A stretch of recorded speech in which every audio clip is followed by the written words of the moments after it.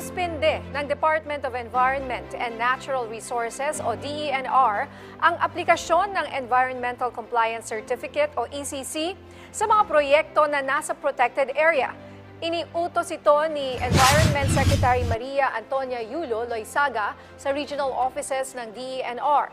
Ayon sa kalihim, lahat ng mga nakabinbing aplikasyon sa regional level ay dapat isumite sa Environmental Management Bureau Central Office para pag-aralan at aprubahan. Ngunit kailangan muna nitong makakuha ng clearance at endorsement mula sa Biodiversity Management Bureau. Mismong si Secretary Loizaga o kanyang authorized representative naman ang mag-ootorisa sa mga itinuturing na environmentally critical projects. Bukod dyan, inatasan ni Secretary Loizaga ang paggawa ng inventaryo sa mga istruktura na nasa loob ng protected area. I-evaluate at gumawa ng komprehensibong pag-aaral kung nakasusunod ang mga proyekto sa environmental standard.